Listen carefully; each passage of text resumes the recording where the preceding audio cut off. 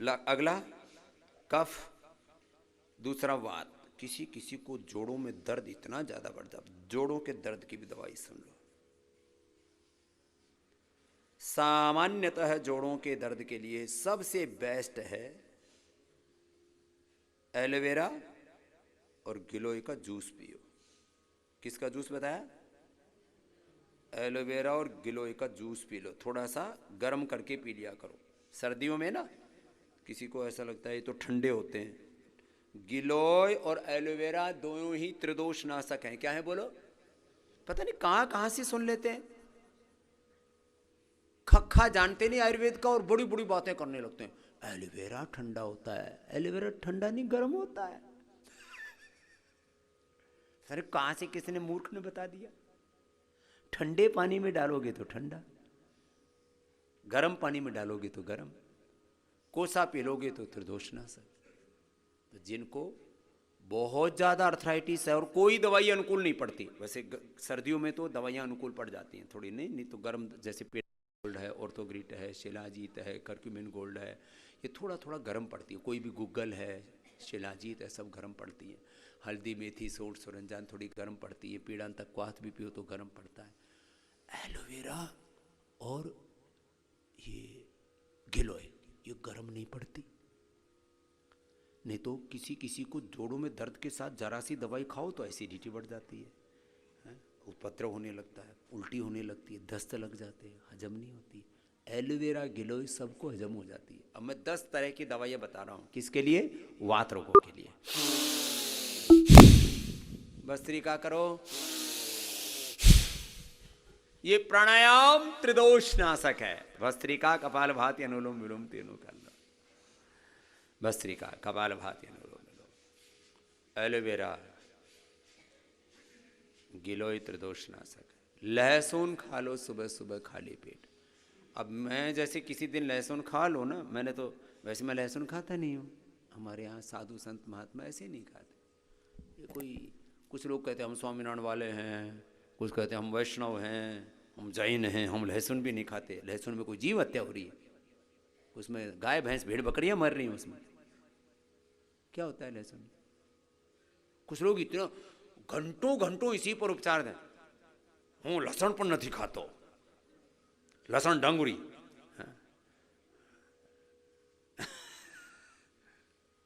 नहीं खाता, हाँ ठीक है, नहीं खाता तो इसमें दुर्गंध आती है थोड़ी, वो तो उसका गुण है। गोमूत्र में भी दुर्गंध आती है, उसमें उससे आती है। कौन सी गैस है वो? अमोनिया के कारण से, अमोनिया के कारण से आती है। गंध आने से कोई चीज खराब हो जाती है क्या? लेकिन ऐसा मान्यता है, मेरे को तो मैं सच बोलता हूं, देखो मैं खाता नहीं, फिर भी मेरे को ये समझ में नहीं आई कि लहसुन प्याज खाने के लिए मना क्यों किया जाता है। कुछ लोग कहते हैं तामसिक हो जाते हैं। लहसुन प्याज ना खाने वाले मैंने सिर फोड़ते देखे लोगों के, खूब गुस्सा करते हैं, गुत्थम गुत्था देखे। थोड़ा उसमें गंध होता है थोड़ा। मैं किसी को लहसुन प्याज खाने के लिए प्रेरित नहीं कर रहा हूं, मैं खुद नहीं खाता हूं, यहां भी नहीं मिलता। यहाँ सबके खाने में लहसुन प्याज नहीं पड़ता है। जिनको औषधि के तौर पर देना होता है पूछ रहे थे, खाना हो तो खाओ नहीं तो मत खाओ। हम किसी के कोई खान पान में दखल नहीं देते, लेकिन कोई खाना चाहे तो खा सकता है। लहसुन प्याज शाकाहारियों के लिए अमृत है। उनको अलग अलग विटामिन की, न्यूट्रिशंस की, माइक्रो न्यूट्रिशंस की जो डेफिशिएंसी होती है उससे बचने के लिए 1 घंटा सुबह की धूप और बाकी मिक्स अनाज, वो मैं बताऊंगा। Vitamin D, B12, calcium, iron, omega vitamin C, zinc, protein की डेफिशिएंसी से भी आर्थराइटिस होता है। तो लहसुन 1-2 कली खा सकते हो। जिनको गर्म पड़ता हो रात को छोटे छोटे टुकड़े करके पानी में भिगो दो, उनकी गर्मी निकल जाती, वो खा सकते हो। ये हार्ट के लिए भी अच्छा है, कोलेस्ट्रॉल के लिए भी अच्छा है, आर्थराइटिस के लिए भी अच्छा है, खून को पतला करने के लिए भी अच्छा है, तमाम तरह के जो ये इम्यूनिटी के लिए भी अच्छा है लहसुन।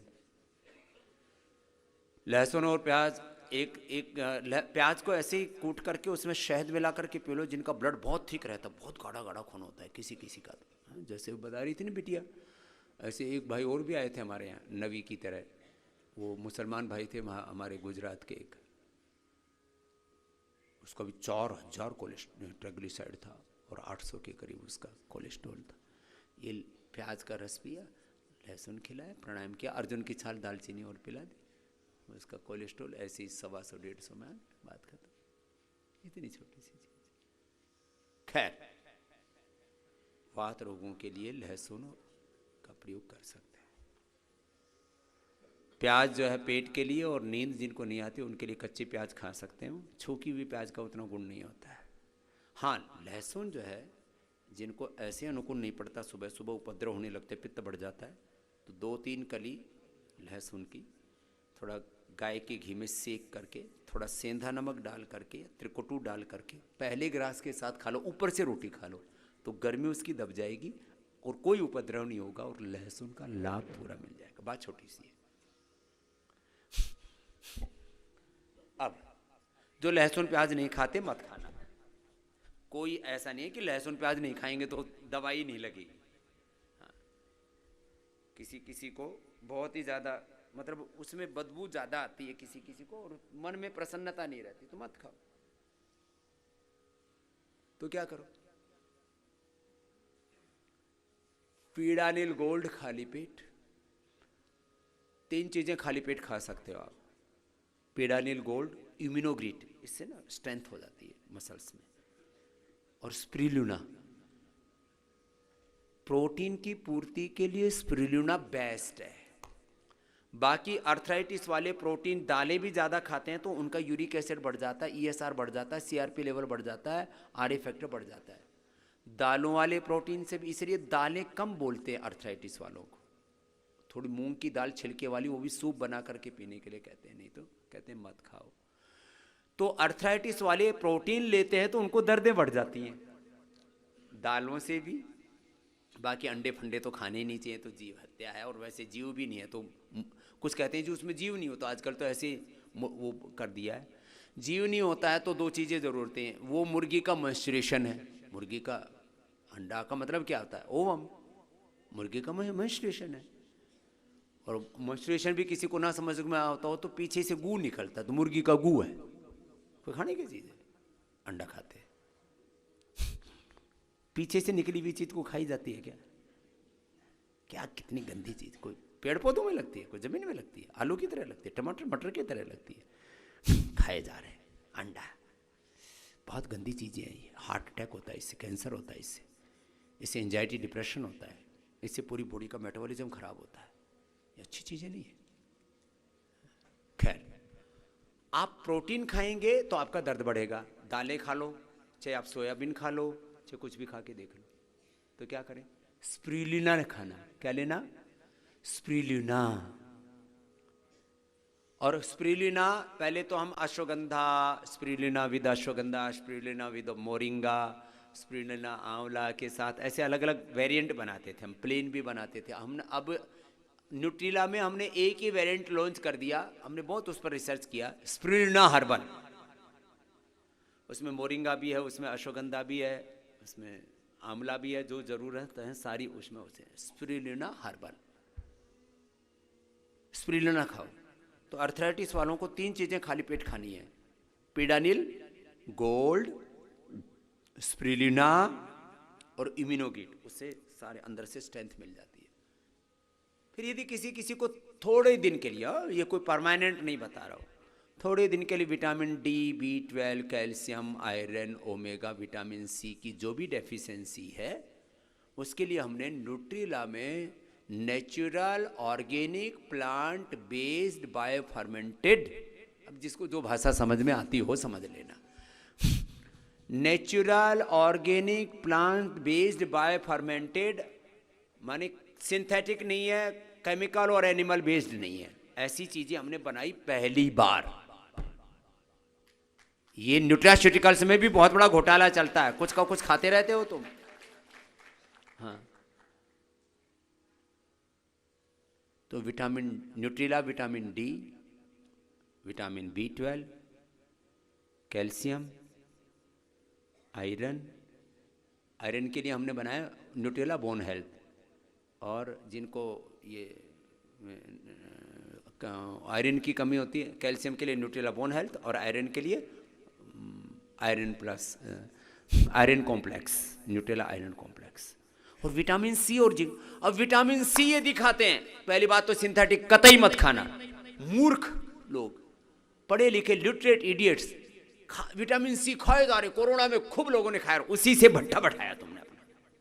और गवर्नमेंट वाले भी महामूर्ख कहीं के, कंपनियों को फायदा पहुंचाने के लिए टनों में हजारों करोड़ रुपए का विटामिन सी सबको दिया सिंथेटिक, उससे और भट्ठा बैठाया।